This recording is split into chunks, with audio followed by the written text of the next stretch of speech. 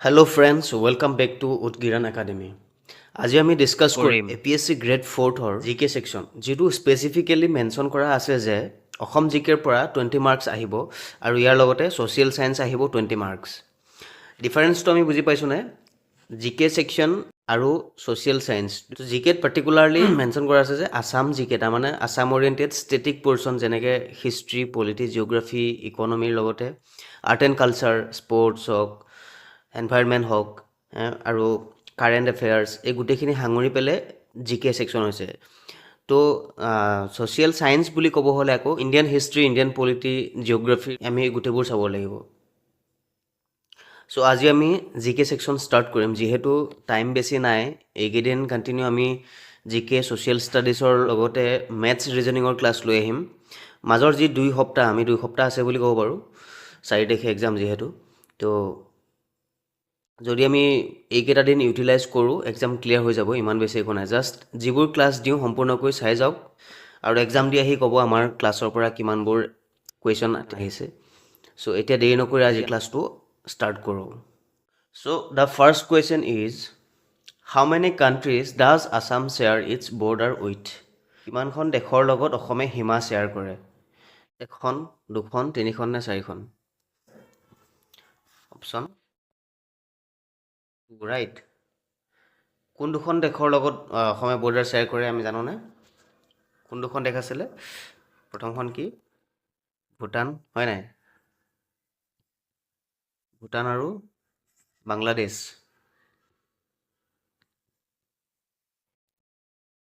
মই যিবিলাক কুৱেশ্যন দিছোঁ ইয়াৰ লগতে যিবিলাক এডিশ্যনেল ডাটা দি যাম এইবোৰ কিন্তু বহুত বেছি ইম্পৰ্টেণ্ট, বিকজ জিকে ছেকশ্যনটো তুমি প্ৰেডিক্ট কৰিব নোৱাৰা, এটা বহুত বেছি বহল এখন সাগৰৰ নিচিনা। গতিকে ইয়াৰ ৰিলেটেড যিমানবোৰ কুৱেশ্যন আহে যিকোনো এক্সামত আহি যাব পাৰে। চ' কুৱেশ্যনবোৰ নিজে প্ৰেক্টিছ কৰাৰ লগতে ভালকৈ নোট কৰি যোৱা, প্লাছ যদি বিচাৰা স্ক্ৰীনশ্বট লৈ থৈ দিব পাৰা, আৰু PDF-টো বাৰু প্ৰভাইড কৰিম টেলিগ্ৰাম গ্ৰুপত, ৰাখি থ'ব পাৰা ফৰ ফাৰ্ডাৰ প্ৰেক্টিচেছ। অ'কে, চ' ভূটান আৰু বাংলাদেশৰ লগত অসমে বৰ্ডাৰ শ্বেয়াৰ কৰে। আৰু ইয়াতে যদি আমাক ডাটাটো দি দিয়ে যে কিমান কিলোমিটাৰ শ্বেয়াৰ কৰে, অসমে ভূটানৰ লগত কিমান কিলোমিটাৰ শ্বেয়াৰ কৰে বৰ্ডাৰ? 265.8 কিলোমিটাৰ, ঠিক আছে। আৰু বাংলাদেশে কিমান শ্বেয়াৰ কৰে? 267, অলমষ্ট ইকুৱেল হয়, ঠিক আছে। 267.5 কিলোমিটাৰ। ভূটানৰ লগত আমাৰ অসমৰ কিমানখন ডিষ্ট্ৰিক্টে বৰ্ডাৰ শ্বেয়াৰ কৰে, বা কোনখন ডিষ্ট্ৰিক্টে ভূটানৰ লগত বৰ্ডাৰ শ্বেয়াৰ নকৰে, বা বাংলাদেশৰ লগত কোনকেইখন ডিষ্ট্ৰিক্টে শ্বেয়াৰ কৰে বা নকৰে, তেনেকৈ আহিব পাৰে ন। চ' আমি সেইটো জানি থৈ দিব লাগিব। তো ভূটানৰ লগত কেইখন ডিষ্ট্ৰিক্টে বৰ্ডাৰ শ্বেয়াৰ কৰে? 4খনে। আৰু বাংলাদেশৰ লগতো 4খন, ঠিক আছে। মনত ৰাখিব ইজি হৈ গৈছে ন? 4খন টোটেল 8খন ডিষ্ট্ৰিক্টে বেলেগ দেশৰ লগত বৰ্ডাৰ শ্বেয়াৰ কৰে। ভূটানৰ লগত কোনকেইখনে কৰে? ভূটানৰ লগত কোনকেইখনে কৰে যিটো আমি জানো BTAD, কোকৰাঝাৰ,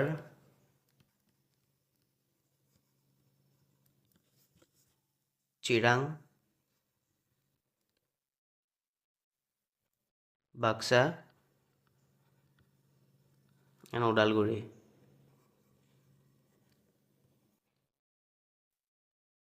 ঠিক আছে, কোকৰাঝাৰ, চিৰাং, বাক্সা আৰু ওদালগুৰিয়ে কি কৰে?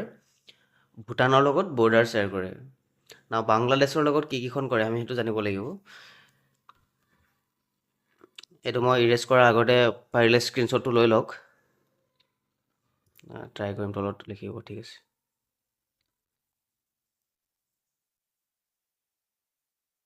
এটা লিখি দিছোঁ হা, PDF-টোত থাকি যাব বাৰু।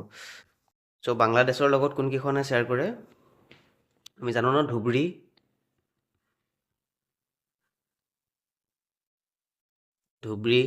চাউথ চালমাৰা,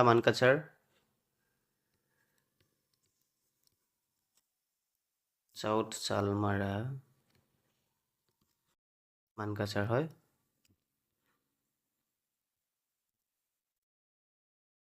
আৰু কি? কৰিমগঞ্জ,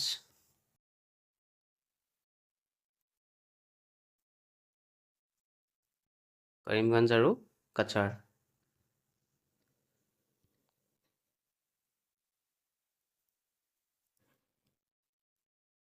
চ' মনত থাকিবনে Dhubri South Salmara Mankachar Karimganj and Cachar district so' এইকেইখন ডিষ্ট্ৰিক্টে কি কয় আমাৰ ইণ্টাৰনেশ্যনেল বৰ্ডাৰ শ্বেয়াৰ কৰে এইটো কিন্তু কমন এটা হা বাংলাদেশৰ লগত কোনখন ডিষ্ট্ৰিক্টে বৰ্ডাৰ শ্বেয়াৰ নকৰে বুলি এটা কুৱেশ্যন খুব ৰিপিট হৈ থাকে কিন্তু তিনিটা অপশ্যন থাকিব বৰ্ডাৰ শ্বেয়াৰ কৰা আৰু এটা সোমাই দিব শ্বেয়াৰ নকৰে যোনে তো সেইটো তুমি ফাইণ্ড আউট কৰিব লাগিব চ' এইটো ক্লিয়াৰ যদি সোধে how many countries does Assam share its border with আমি গম পালোঁ দুখন ঠিক আছে এইটো পাৰিম এক্সামত coming to the next point next question who introduced tea cultivation in Assam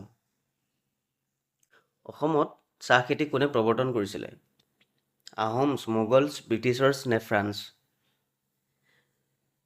ইয়াতে কিন্তু পাৰ্টিকুলাৰলি এনেকৈ নিদি পেলাই ডাইৰেক্ট পাৰ্চনজনৰ নামো সুধি দিব পাৰে ঠিক আছে Ahom Mughals Britishers and France চ' আমি জানো ন এইটো কোনে কৰিছিলে ব্ৰিটিছাৰ্ছে কৰিছিলে একজেক্টলি ব্ৰিটিছাৰ্ছৰ কোন বুলি যদি সোধে কি হ'ব ৰবাৰ্ট ব্ৰুচ কোন হয়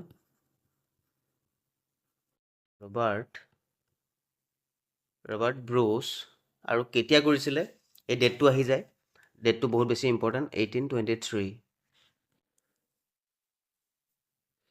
কিন্তু তেখেতে ৰবাৰ্ট ব্ৰুচে কাৰ থ্ৰুৱেদি মানে কাৰ হেল্পৰ থ্ৰুৱেদি এইটো ফাইণ্ড আউট কৰিব পাৰিছিলে with Maniram Dewan with the help of Maniram Dewan আৰু এটা গ্ৰুপ ট্ৰাইবৰ গ্ৰুপ আছিলে কি ট্ৰাইব আছিলে এইটো এক্সামত আহি থাকে দেই কি আছিলে চিংফো ট্ৰাইব মনত ৰাখি থৈ দিব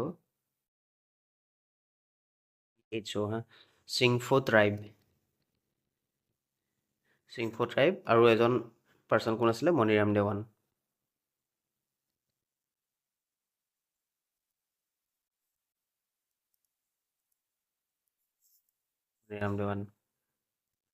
ঠিক আছে কুৱেশ্যনবোৰ আপোনাৰ ভিডিঅ'টো চাই থাকোঁতে পজ কৰি পেলাই নিজে আনচাৰ দিব চেষ্টা কৰিব চ' ডেট নিজে গম পাই কিমানখিনি ইম্প্ৰুভ হৈ আছে আৰু কিমান কৰিব লাগিব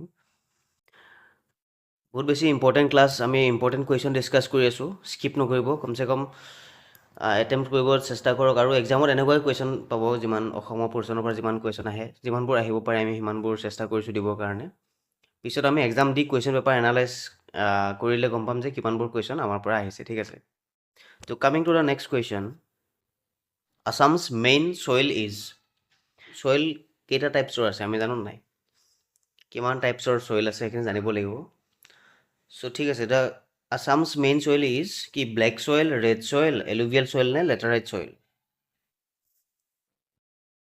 আনচাৰ দিব চেষ্টা কৰক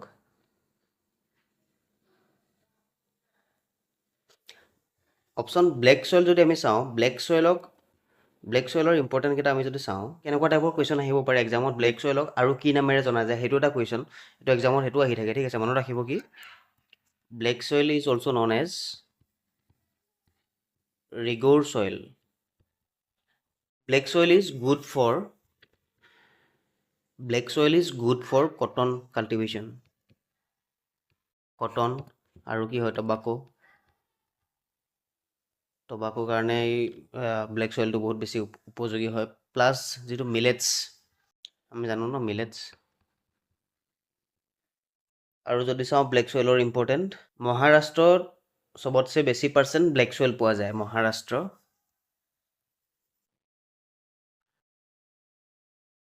মহাৰাষ্ট্ৰৰ পিছত মধ্যপ্ৰদেশ দেন গুজৰাট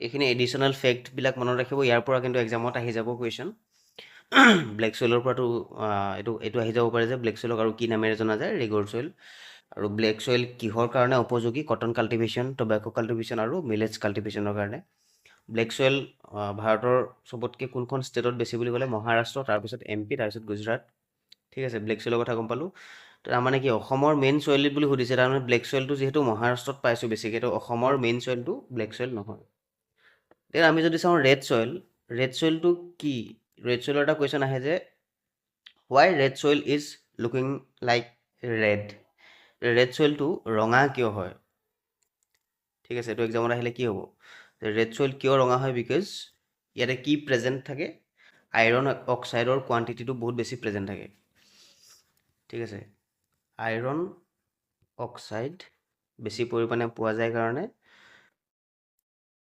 ৰেড চইলটো দেখাত কি হয় ৰঙা হয় আৰু চবতছে ইম্পৰ্টেণ্ট হৈছে এলুভিয়েল চইল আৰু এই এলুভিয়েল চইলটোৱে কি অসমত বহুত বেছি পোৱা যায় কাৰণ এলুভিয়েল চইল কি হয় মেইনলি এগ্ৰিকালচাৰেলৰ কাৰণে এখন ধান ঘেঁহু এই সকলোবিলাকৰ কাৰণে খেতিৰ কাৰণে উপযোগী মাটি হৈছে এলুভিয়েল চইল আৰু এই এলুভিয়েল চইলটো অসমৰ মেইন মাটি প্লাছ যদি আমি লেটাৰাইট চইল চাওঁ লেটাৰাইট চইলটো কিয় ফেমাছ ই মেইনলি টি কফি ৰাবাৰ এইকেইটাৰ কাৰণে ফেমাছ ঠিক আছে এক্সামত যদি সোধে যে টিৰ কাৰণে কোনটো মাটি ফেমাছ বা ভাল উপযোগী বা কফি বা ৰাবাৰ কাৰণে কোনবোৰ মাটি উপযোগী বুলি যদি সোধে তেতিয়া লেটাৰাইট চইল হ'ব ঠিক আছে ইমানখিনি পাৰিম আমি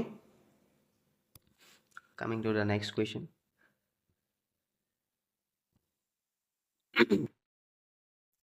The first rebellion against British rule in Assam in 1828 was led by 1828 চনত অসমত ব্ৰিটিছ শাসনৰ বিৰুদ্ধে প্ৰথম বিদ্ৰোহ কাৰ নেতৃত্বত হৈছিলে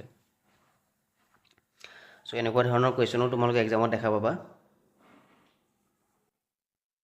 option A Maniram Dewan option B Piyali Barua option C Gomdhar Konwar option D Piyali Phukan so' বুজি পাইছেনে কথাটো যে 1828 চনত যি অসমত ব্ৰিটিছ শাসনৰ বিৰুদ্ধে প্ৰথম বিদ্ৰোহ কাৰ নেতৃত্বত হৈছিলে গমধৰ কোঁৱৰ বহুত বেছি ইম্পৰ্টেণ্ট এইটো এক্সামত আহিব ভালকৈ মনত ৰাখিলে গমধৰ কোঁৱৰ মণিৰাম দেৱান নহয় পিয়লি বৰুৱা নহয় পিয়লি ফুকন নহয় আৰু ইয়াৰ উদ্দেশ্যটো কি আছিলে মানে এই বিদ্ৰোহৰ কাৰণটো কি আছিলে to restore the Ahom kingdom after the British annexation following the treaty of Yandabo who build Rangghar কোনে নিৰ্মাণ কৰিছিলে ৰুদ্ৰসিংহ শিৱসিংহ প্ৰমত্ত সিংহ নে Rajeswar Singha it's important question and very easy question ইয়াতে কিন্তু এটা কনফিউজন হয় বহুতৰে যে ৰংঘৰটো ৰুদ্ৰসিংহ নে প্ৰমত্ত সিংহ এইটো আপোনালোকৰ মাজতো খেলি মেলি লাগিছে মই গম পাইছোঁ কাৰণ শিৱসিংহ আৰু ৰাজেশ্বৰ সিংহ নহয় বুলি চবেই গম পাইছে কিন্তু ৰুদ্ৰসিংহ আৰু প্ৰমত্ত সিংহৰ মাজত এটা খেলি মেলি আছে তো এইটো এক্সামত কিন্তু অপশ্যন দুইটা নাথাকে দেই মই দুইটা বুজি পাবৰ কাৰণে দিছোঁ বাৰু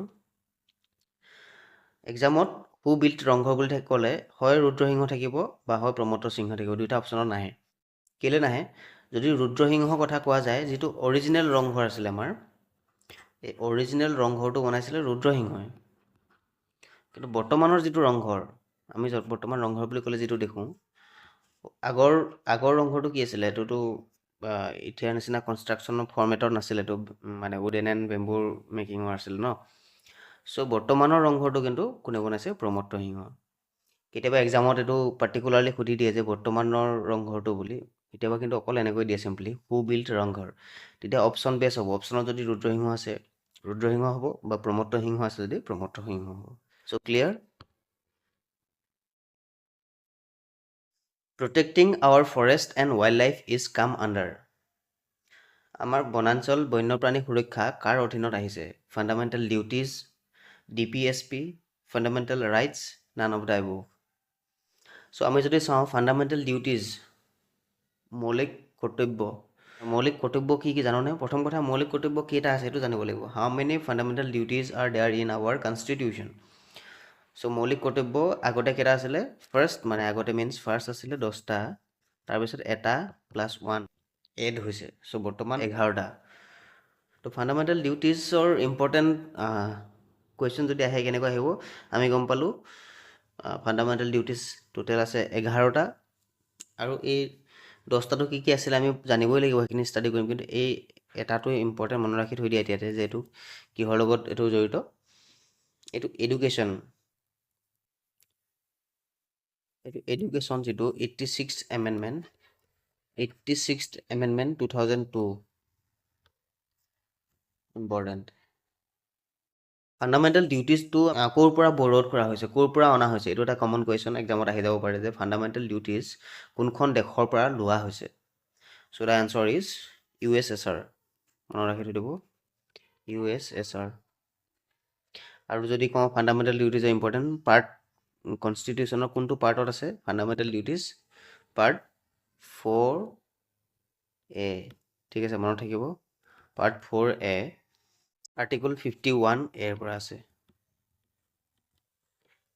নেক্সট যদি আমি চাওঁ DPSP, তো ফাণ্ডামেণ্টেল ডিউটিজৰ ইমানকেইটা ইম্পৰ্টেণ্ট আছিলে। DPSP কি হয়? DPSP বুলি ক'লে কি জানো? Directive principle of state policy, যিটো to guide the state government in making laws and policies for socio' economic justice aiming for a welfare state. Socio' economic justice aiming for a welfare state. এটা কথা মনত ৰাখিব, DPSPটো ভালেকেইটা আছে। Article 36ৰ পৰা 51লৈকে আছে, বহুতকেইটা DPSP আছে, ৰাইট? কিন্তু যদি আমি ভাবিছোঁ যে ইমানকেইটা DPSP এক্সামতনো কেনেকৈ মনত ৰাখিম, তো তেতিয়া আমি কি কৰিব পাৰোঁ যে DPSP মানে কি, আৰু এক্সামত অপশ্যন চাই আমি গম পাম যে এইটো DPSPৰ বস্তু হয় নে, এইটো ফাণ্ডামেণ্টেল ৰাইটছ হয় নে ডিউটিজ হয়। তাৰমানে DPSP হৈছে তোমাৰ যিখিনি তোমাৰ ষ্টেটৰ কাৰণে যিকেইটা ভাল মানে হ'বই লাগে, লাইক এতিয়া যেনেকৈ ক'লোঁ, এইটো protecting our forest and wildlife is come under. তাৰমানে কি, প্ৰটেক্টিং আৱাৰ ফৰেষ্ট, আমিতো বনাঞ্চল বন্যপ্ৰাণী সংৰক্ষণ কৰিব লাগিব, হা? তো সেইটো একদম চিম্পুলকৈ যদি ভাবি চাওঁ, এইটো কথা কি, তো এনেকুৱা ধৰণৰ যিটো আমি প্ৰটেকশ্যনৰ কথা কওঁ, যিটো কাৰণে আমাৰ ছ'চিয়েল ৱেলফেয়াৰ আমি ষ্টেট এখন গঢ়িব পাৰোঁ, তো সেই তেনেধৰণৰ বস্তুবোৰ সদায় কাৰ অধীনত থাকিব?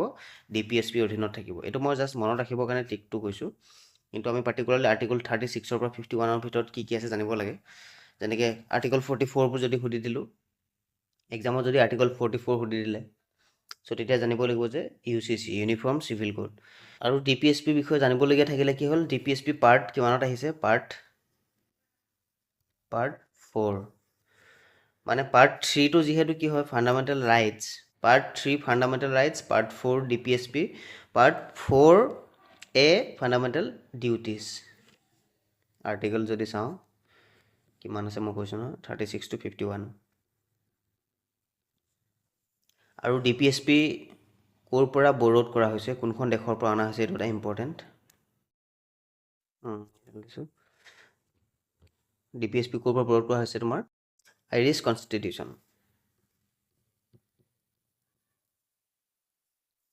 আইৰিছ কনষ্টিটিউশ্যন, ঠিক আছে। DPSP বিষয়ে গম পালোঁ। আৰু ফাণ্ডামেণ্টেল ৰাইটছটো আমি জানো, ফাণ্ডামেণ্টেল ৰাইটছ বহুত বেছি ইম্পৰ্টেণ্ট। ফাণ্ডামেণ্টেল ৰাইটছ কিমানটা আছে অপশ্যন কমেণ্টত জনোৱা, আৰু ফাণ্ডামেণ্টেল ৰাইটছ ক'ৰ পৰা বৰোড কৰা হৈছে, ক'ৰ পৰা অনা হৈছে, সেইটো কমেণ্টত জনোৱা। চ' ইয়াতে আমি বনাঞ্চল বন্যপ্ৰাণী সুৰক্ষা কাৰ অধীনত আহে গম পালোঁ, DPSP অধীনত। Coming to the next question is, which day is marked as the rhino day by the government of Assam? গড় দিৱস বুলি অসম গভৰ্ণমেণ্টে কোনটো দিনক চিহ্নিত কৰিছে? 20 অক্টোবৰ, 12 ছেপ্টেম্বৰ, 22 অক্টোবৰ, 22 ছেপ্টেম্বৰ। এনেকুৱা ধৰণৰ কুৱেশ্যনবোৰ বুজি পাবলগীয়া নাথাকে, বুজিবলগীয়া নাথাকে, জাষ্ট মনত ৰাখিবলগীয়া হয়, হয়নে? চ' ৰাইনো ডে কেতিয়া হয়? 22 ছেপ্টেম্বৰ, মনত ৰাখিব পাৰিম। আৰু এইবাৰৰ থিমটো কি আছিলে জনাব নাপাহৰিব। Which of the following is the state bird of Assam? এইটো সকলোৱে পাৰিব ন? ষ্টেট বাৰ্ড অফ আছাম, পিকক, হৰ্ণবিল, হোৱাইট উইংড উড ডাক এণ্ড হৰ্ণবিল অপশ্যনত দুটা সোমাই থাকিলে। হৰ্ণবিল কোনখন ষ্টেটৰ ষ্টেট বাৰ্ড হয় সেইটো জনাব। আৰু হৰ্ণবিল ফেষ্টিভেল ক'ত হয়? ইম্পৰ্টেণ্ট, হৰ্ণবিল ফেষ্টিভেল য'ত হয় তাৰ ষ্টেটৰ বাৰ্ড কিন্তু হৰ্ণবিল নহয় দেই, এইটো মই হিণ্টটো দি দিছোঁ। হৰ্ণবিল ফেষ্টিভেল য'ত হয় সেইখন ৰাজ্যৰ ষ্টেট বাৰ্ড কিন্তু হৰ্ণবিল নহয়। এতিয়া জনাব লাগে হৰ্ণবিল কোনখন ষ্টেটত পতা হয় আৰু কোনখন ষ্টেটৰ ষ্টেট বাৰ্ড হৈছে হৰ্ণবিল। না অসমৰ যদি আমি ষ্টেট বাৰ্ড বুলি ক'ব যাওঁ, হোৱাইট উইংড উড ডাক, যিটো দেওহাঁহ, অসমীয়াত আমি কওঁ ন দেওহাঁহ, আমাৰ দেওহাঁহ হৈছে অসমৰ state bird. Who was the last king of Ahom kingdom? আহোমৰ বিষয়ে আমি ভালকৈ চাব লাগিব, আহোমৰ পৰা কুৱেশ্যনটো থাকিবই, সেইটো কমন। জয়ধ্বজ সিংহ, প্ৰতাপ সিংহ, পুৰন্দৰ সিংহ নে ৰুদ্ৰসিংহ?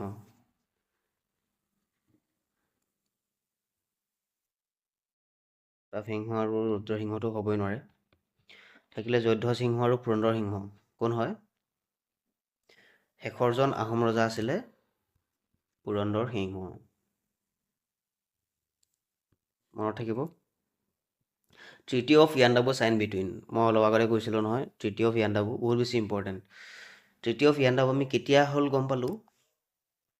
1826, কিমান ফেব্ৰুৱাৰী আছিলে সেইটো জনাব? ফেব্ৰুৱাৰী ফেব্ৰুৱাৰী কিমান আছিলে একজেক্ট ডেটটো জনাব। আৰু সুধিছে যে ট্ৰিটি অফ ইয়াণ্ডাবু কাৰ মাজত চাইন হৈছিলে? Britishers and Ahoms, Ahom and Mughals, Britishers and Burmese, Ahom and Burmese. Britishers and বাৰ্মিজৰ মাজত। Next is Assam accord was sign in.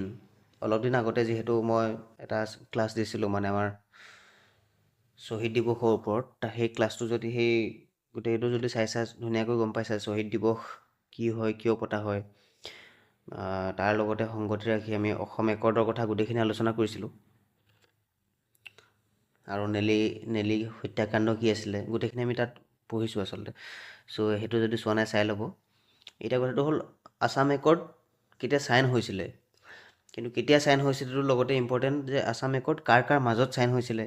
আমি এইটো জানিব লাগে যে আছাম একৰ্ড কিয় চাইন কৰিবলগীয়া হ'ল, বা আছাম একৰ্ডৰ মেইন পাৰ্পাছ কি আছিলে, বা মেইন প্ৰমিচেছবোৰ কি কি আছিলে, আছাম একৰ্ড ফুলফিল হৈছেনে, আছাম একৰ্ড কোনটো মানে ক্ল'জৰ আণ্ডাৰত আহে। তো সেই গোটেইখিনি বস্তু আমি জানিব লাগিব। তো তাৰ কাৰণে শ্বহীদ দিৱসৰ ভিডিঅ'টো মই ডেছক্ৰিপশ্যনত লিংকটো দি দিম, তাত গ'লে চাই ল'ব পাৰিব, গোটেই কনচেপ্টটো ক্লিয়াৰ হ'ব, ঠিক আছে। চ' এতিয়া আমি সেইখিনি ডিছকাছ নকৰোঁ।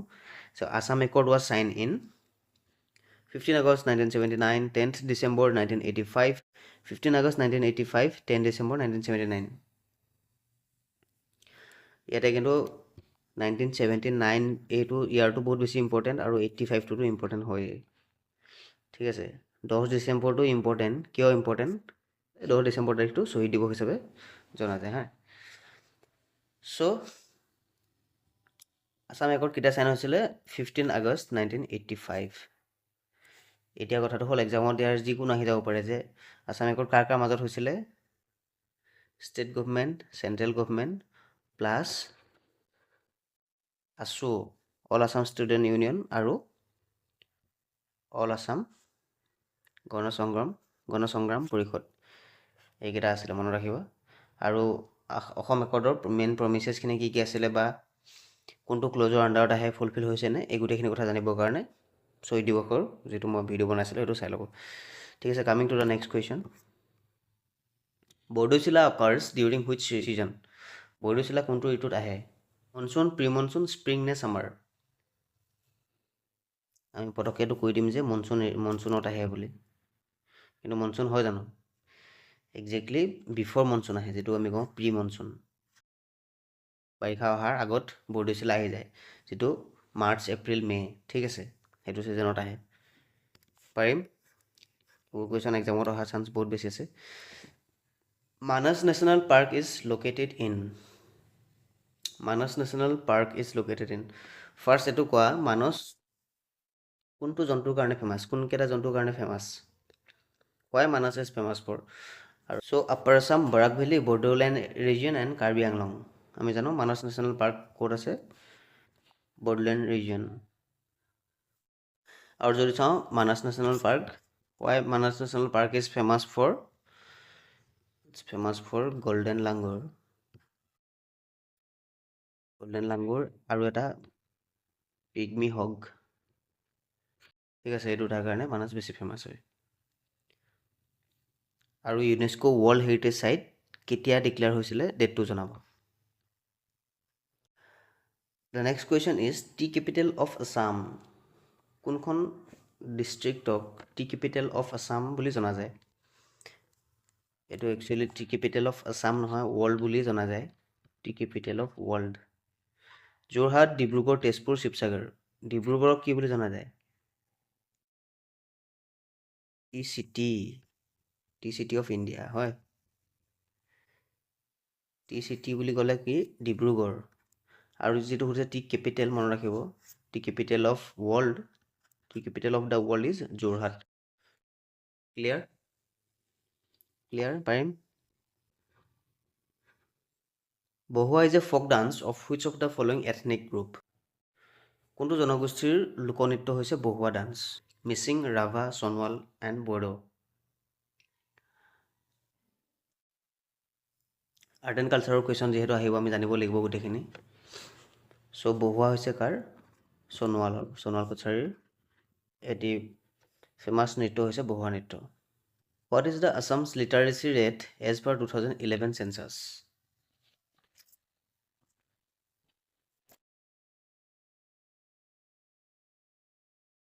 2011 চনৰ লোকপিয়ল অনুসৰি অসমৰ সাক্ষৰতাৰ হাৰ কিমান 2011 চেঞ্চাছৰ কুৱেশ্যনে আহিব এতিয়া কিন্তু 2024ত এটা সেয়া হৈছিলে তোমাৰ ঠিক আছে 2024 কাৰণ চাব গ'লে কিমান 2011ৰ পিছত 2021ত এই চেঞ্চাছটো আকৌ হ'ব লাগিছিলে ন তেতিয়া কৰোণা চৰোণা হ'ল কিবা কিবি হ'ল 2021ৰ চেঞ্চাছ হোৱা নাই তো সেইকাৰণে ডাটাবোৰ আপডেট হোৱা নাই আমি এতিয়া এক্সামত কিন্তু 2011 এতিয়ালৈকে আহি থাকে কিন্তু 2024ত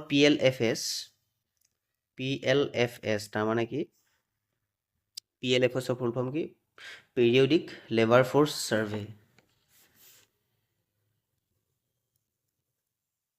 periodic labor force survey periodic labor force survey বুলি এটা সাৰ্ভে হৈছিলে তো ইয়াৰ পৰা যদি এক্সামত আহে আমি গম পাম PLFS এটো যদি এক্সামত আহে তেতিয়া ডাটাটো বেলেগ হ'ব আৰু যদি 2011 সেন্সাস বুলি সুধে তেতিয়াও ডাটাটো চেঞ্জ হ'ব ঠিক আছে সো আমাক এটা সুধিছে 2011 চনৰ লোকপিয়ল অনুসৰি অসমৰ সাক্ষৰতা হাৰ কিমান 62% 72% 70% নে 80% So 2011 census মতে 72%. এটো exactly 72.19% হয় ঠিক আছে আৰু ইয়াৰে ইম্পৰ্টেন্ট হৈছে কি মেল এন্ড ফিমেল কেতিয়া পাৰ্টিকুলাৰলি সুধি দিব যে মেলৰ কিমান আৰু ফিমেলৰ কিমান সুধি দিব পাৰে সো মেলৰ যদি আমি চাব যাওঁ 78.81% আৰু ফিমেলৰ যদি আমি চাব যাওঁ 67.27% এটা ইম্পৰ্টেন্ট এটা মনত ৰাখি থৈ দিব এটা যেটো মই গলো 2024 PLFS ইয়াৰ মতে কি হৈছে আমাৰ এটা যেটো বৰ্তমান যদি আমি লিটাৰেসি ৰেট চাওঁ তো হেতু ইমপ্ৰুভ হৈছে বহুত বেছি কিমান তেতিয়া আসলে 72.19% কিন্তু হেতু এতিয়া কিমান হৈ গল 87% হৈ গল ঠিক আছে 87% মনত থাকিব খালি কোৱেশ্চনটো চাই লব হা 2011 সেন্সাস সুধিছে নে 2024 PLFS সুধিছে ঠিক আছে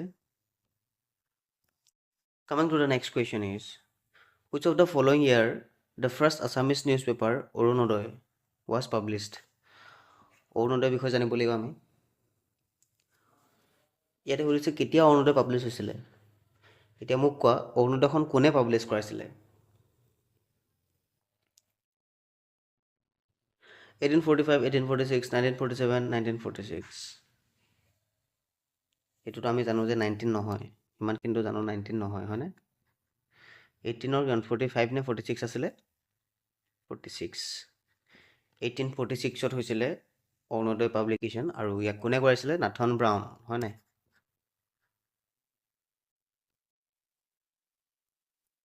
নামটো বহুত বেছি ইম্পৰ্টেন্ট এক্সামত আহি যাব পাৰে মনত ৰাখিব নাথন ব্ৰাউন আৰু ইয়াৰ লগতে টি কাল্টিভেশ্যনত আছিল নহয় ৰবাৰ্ট ব্ৰুচ নাম দুটা খেলিমেলি নকৰিবা আকৌ চাহৰ লগত ৰবাৰ্ট ব্ৰুচ আৰু অৰুণোদয়ৰ লগত নাথন ব্ৰাউন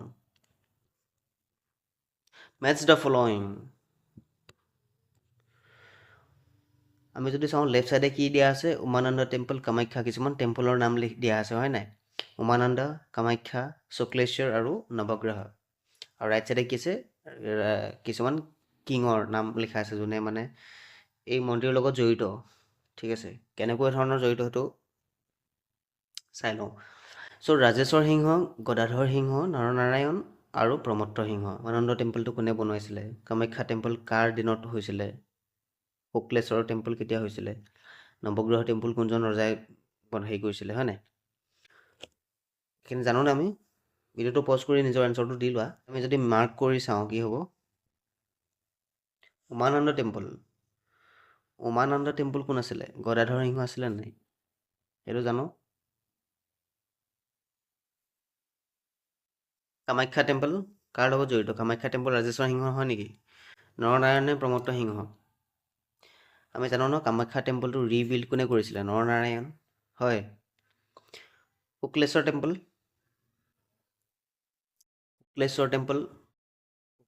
তোমাৰ কোনে কৰিছিলে প্ৰমত্ত সিংহ শুক্লেশ্বৰ টেম্পল আৰু থাকিলে কি নৱগ্ৰহ টেম্পল হৈ গ'ল কি নৱগ্ৰহ টেম্পল তোমাৰ ৰাজেশ্বৰ সিংহ সো আনসাৰ কি হ'ব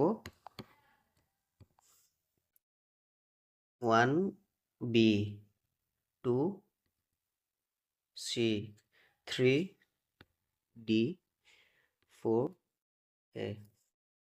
So it is the right answer. 1B 2C 3D 4A ক'ত আছে 1B 2C 3D 4A option C is the right answer. So এনেকুৱা মেথছ এটা ফলোইং আহিব কিন্তু ঠিক আছে আমি এইখিনি পাৰিব লাগিব Assam shares border with how many Indian states? Yes, আমি ইয়াৰ আগত কি পঢ়িছিলোঁ অসমে কোন দুখন দেশৰ লগত বৰ্ডাৰ শ্বেয়াৰ কৰে কোনকেইখন দুখন আছিলে কি আছিলে ভূটান এণ্ড বাংলাদেশ কিন্তু ইয়াত দেশৰ কথা সোধা নাই ষ্টেটৰ কথা সুধিছে অসমে কিমানকেইখন ৰাজ্যৰ লগত বৰ্ডাৰ শ্বেয়াৰ কৰে এইটো বহুত বেছি ইম্পৰ্টেণ্ট আৰু ইয়াৰ এইকেইখন জনাৰ উপৰিও আমি জানিব লাগিব যে কোনখন ষ্টেটৰ লগত বেছি বৰ্ডাৰ শ্বেয়াৰ কৰে মানে এটা ছিকুৱেঞ্চত দি দিব যে মিলাব দিব পাৰে এতিয়া ডিচেণ্ডিং অৰ্ডাৰত কোনখনৰ পৰা মানে কোনকেইখন ষ্টেটৰ লগত অসমে বৰ্ডাৰ শ্বেয়াৰ কৰে ডিচেণ্ডিং অৰ্ডাৰ বা এচেণ্ডিং অৰ্ডাৰত মিলাব দিব পাৰে অসমে নৰ্থ ইষ্টৰটো গোটেইকেইখনকে কৰা নিচিনা অকল কাক নকৰে ছিকিমকহে নকৰে হয় নাই আৰু এখন কাক কৰে তেতিয়াহ'লে টোটেল কৰে কিমান 5খন 6খন 7খন 8খন ষ্টেটৰ লগত অসমে বৰ্ডাৰ শ্বেয়াৰ কৰে সেইটো আমি জানো এতিয়া কথাটো হ'ল অসমে হায়েষ্ট বৰ্ডাৰ শ্বেয়াৰ কাৰ লগত কৰে আমি যদি চাওঁ আসামে হায়েষ্ট বৰ্ডাৰ শ্বেয়াৰ কৰে কাৰ লগত অৰুণাচল নেকি এইটো বহুতে অৰুণাচল বুলি ভাবি থাকে কিন্তু exactly Meghalaya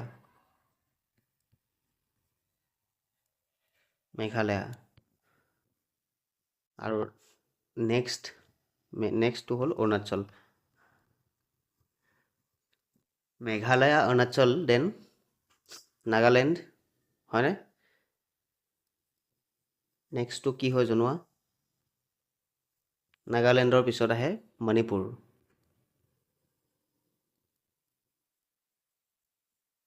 then Mizoram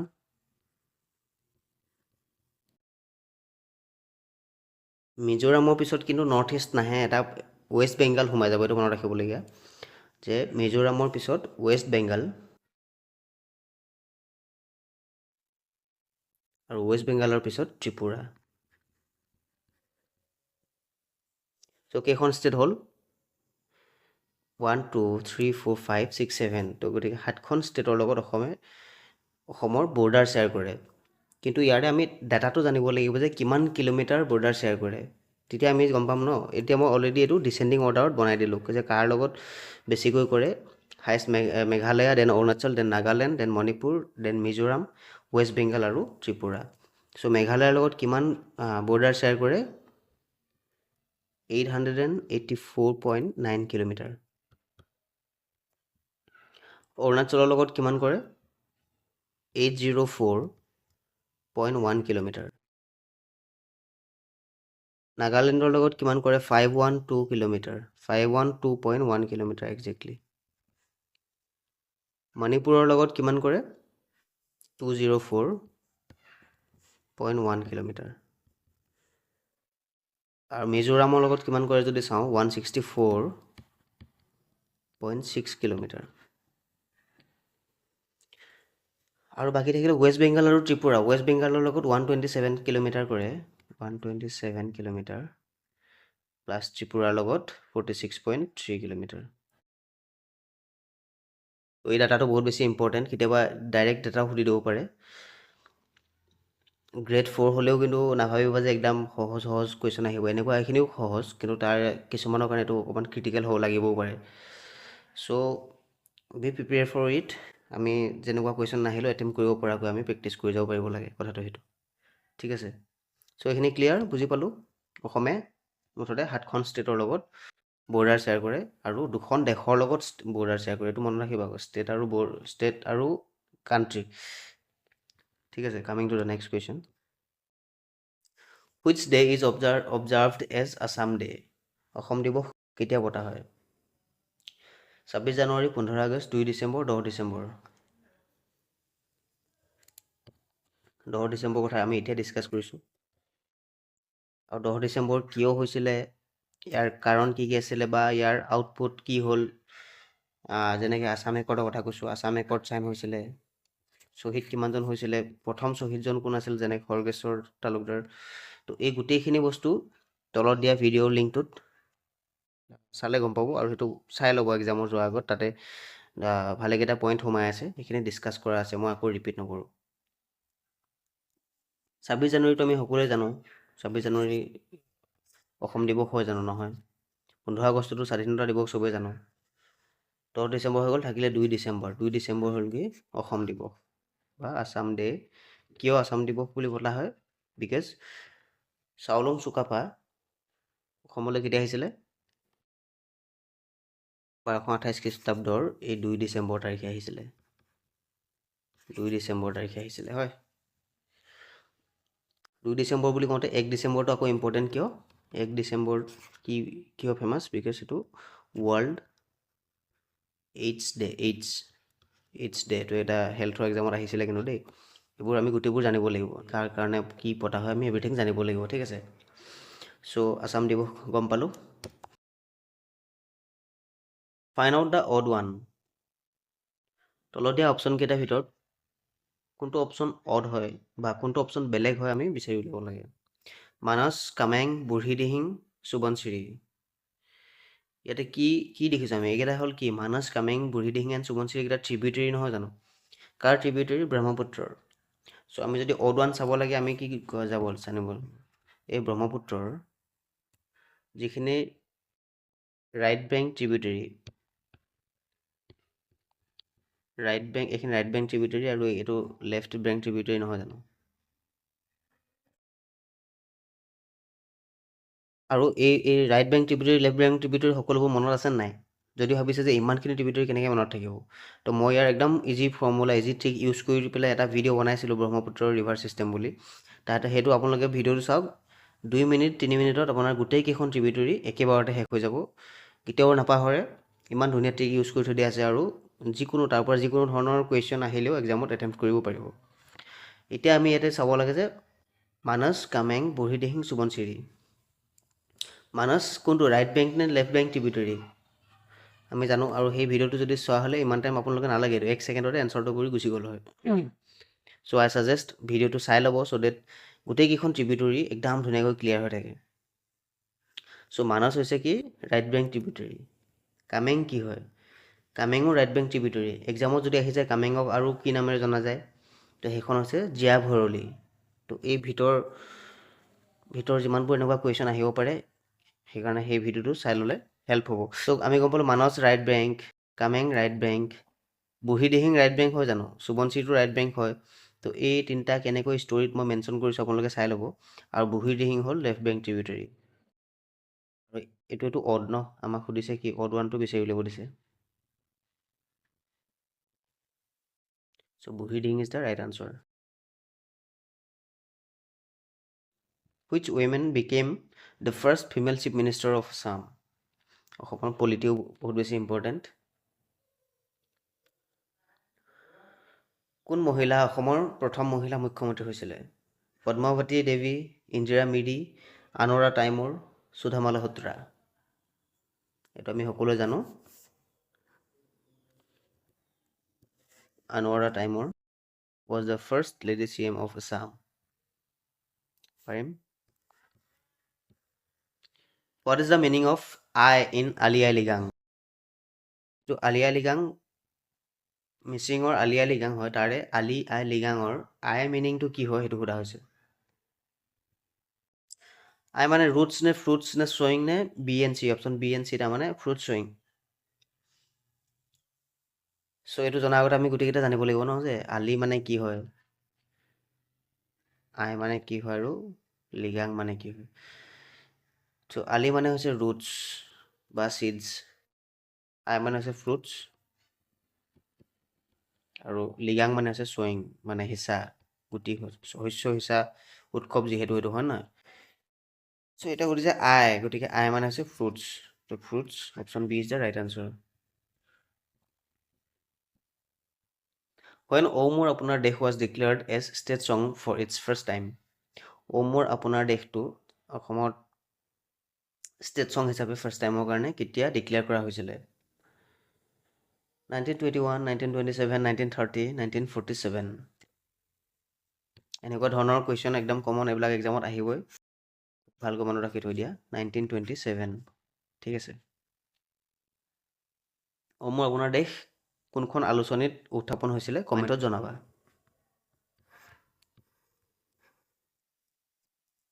Which constitutional amendment act the voting age of Indian citizens has been reduced from 21 years to 18 years?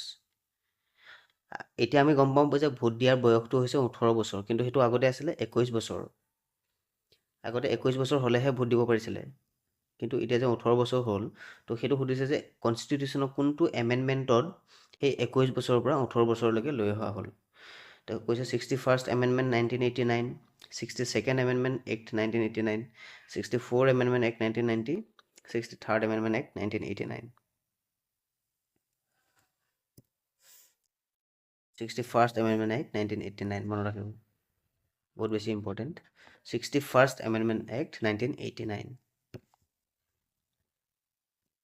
In which of the following national parks of Assam wild horses are found? তলৰ কোনখন ৰাষ্ট্ৰীয় উদ্যানত বনৰীয়া ঘোঁৰা পোৱা যায়? আৰু তাৰ কাৰণে সেইখন ৰাষ্ট্ৰীয় উদ্যান বহুত বেছি ফেমাছ হয়।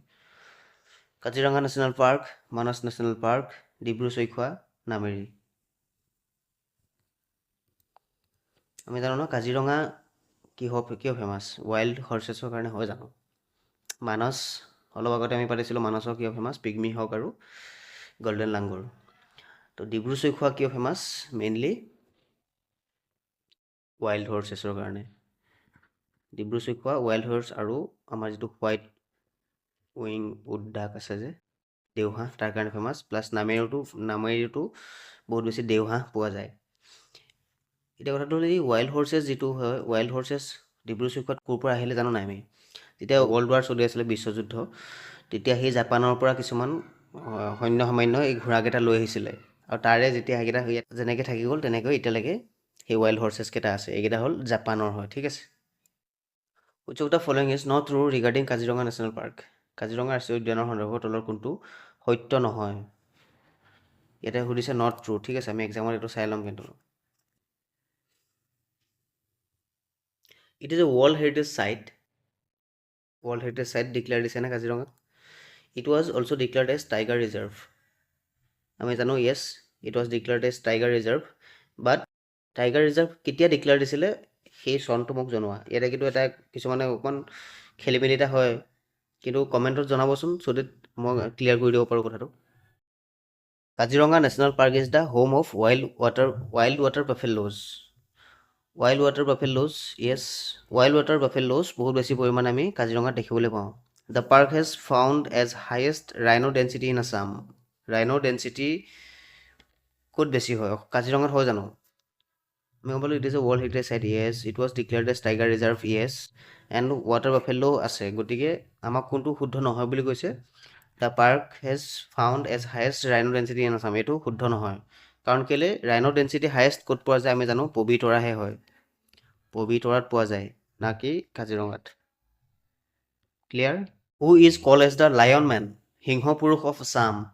কাক অসমৰ সিংহ মানুহ বুলি কোৱা হয়? তো গ্ৰেট পাৰ্চনেলিটিজৰ ইম্পৰ্টেণ্ট কুৱেশ্যন আহিব এক্সামত। লক্ষ্মীনাথ বেজবৰুৱা, হেমচন্দ্ৰ বৰুৱা, ৰাধা গোবিন্দ বৰুৱা আৰু ভোলানাথ বৰুৱা, গোটেইকেইজন বৰুৱা, দেখিছে। So' who is called as the lion man, সিংহ পুৰুষ বুলি কাক কোৱা হয়? ৰাধা গোবিন্দ বৰুৱা হয়, আৰ জি বৰুৱা। আৰু এটা ইম্পৰ্টেণ্ট কুৱেশ্যন, যিটো আছাম ট্ৰিবিউন, আমি জানো ন আছাম ট্ৰিবিউনৰ ফাউণ্ডাৰ কিন্তু এই ৰাধা গোবিন্দ বৰুৱা। নেহেৰু, যিটো আমাৰ নেহেৰু ষ্টেডিয়াম আছে ন, এই নেহেৰু ষ্টেডিয়াম তেখেতৰ দিনত তেখেতৰ অধীনত বনোৱা হৈছিলে। এই দুটা বহুত বেছি ইম্পৰ্টেণ্ট। প্লাছ আপোনালোকে এইটো কমেণ্টত জনাব যে আছাম ট্ৰিবিউন কেতিয়া ফৰ্ম কৰা হৈছিলে। In which of the following year Asamiya Bhasha Unnati সাধিনী সভা ৱাজ ফৰ্মড? অভা উভা, আমি যিটো কওঁ ন অভা উভা, তো অসমীয়া ভাষা উন্নতি সাধিনী সভা কেতিয়া ফৰ্ম হৈছিলে? 1886, 1887, 1888, 1889। অভা উভা কি হয়? মেইনলি যিটো আমাৰ যিখন সাহিত্য সভা, তো এই সাহিত্য সভাৰ আগৰ কালচোৱাত অসমীয়া ভাষা উন্নতি সাধিনী সভা আছিলে। ইয়াৰ মেইন পাৰ্পাছটো কি আছিলে? অসমীয়া ভাষা উন্নতি সাধিনী সভাৰ মেইন পাৰ্পাছ বুলি যদি ক'ব যাওঁ, to develop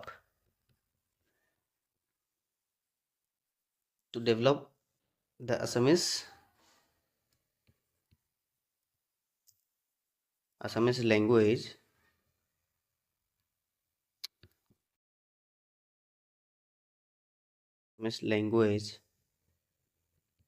and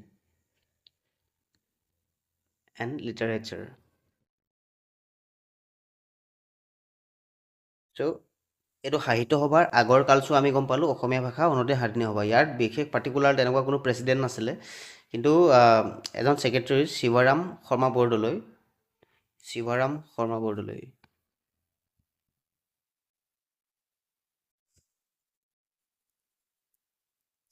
Sharma Bordoloi আছিলে ছেক্ৰেটেৰী আৰু বাকী ইম্পৰ্টেণ্ট মেম্বাৰ আছিলে যেনেকৈ লক্ষ্মীনাথ বেজবৰুৱা তোমাৰ হেমচন্দ্ৰ গোস্বামী আৰু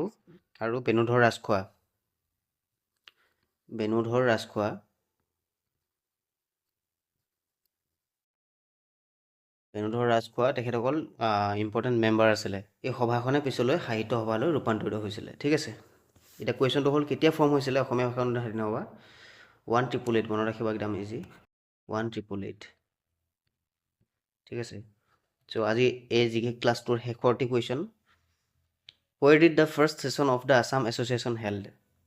আমি ইয়াৰ পিছত ছ'চিয়েল ষ্টাডিজ আৰম্ভ কৰিম লগতে আমি মেথছ ৰিজনিঙৰ ক্লাছ এইকেইদিনত ষ্টাৰ্ট কৰি দিম চ' ডেট এক্সামলৈকে যিমানকেইদিন সময় আছে ইমানকেইদিনত আমি ধুনীয়াকৈ ইউটিলাইজ কৰি পেলাই এক্সামটো ক্লিয়াৰ কৰি লৈ যাম so' where did the first session of the Assam association held Asom এছ'চিয়েশ্যনৰ কুৱেশ্যন কিন্তু আহিব এক্সামত ঠিক আছে ফাৰ্ষ্ট আমি জানিব লাগিব যে অসম এছ'চিয়েশ্যন কেতিয়া ফৰ্ম হৈছিলে 1903 চনত 1903 চনত ফৰ্ম হৈছিলে ইয়াৰ ইম্পৰ্টেণ্ট কি কুৱেশ্যন আহিব পাৰে ইয়াতে যদি আমি চাওঁ জেনেৰেল ছেক্ৰেটেৰীটো ইম্পৰ্টেণ্ট জেনেৰেল ছেক্ৰেটেৰী কোন আছিলে মানিক চন্দ্ৰ বৰুৱা বা তেখেতক ফাউণ্ডাৰ বুলিও কোৱা হয় অসম এছ'চিয়েশ্যনৰ ঠিক আছে মানিক চন্দ্ৰ বৰুৱা আৰু প্ৰেচিডেণ্ট ইম্পৰ্টেণ্ট প্ৰভাত চন্দ্ৰ বৰুৱা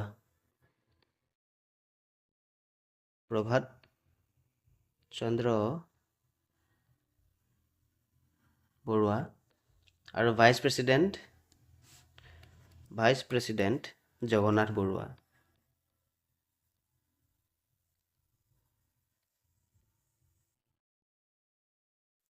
ঠিক আছে এইকেইটা মনত ৰাখিলে হ'ল আৰু যেনেকৈ অভা উভা ঠিক তেনেকৈ অসম এছ'চিয়েশ্যনৰ মেইন তোমাৰ পাৰ্পাছটো আছিলে to establishing a platform for Assamese social economic and cultural progress for কি ছ'চিয়েল কালচাৰেল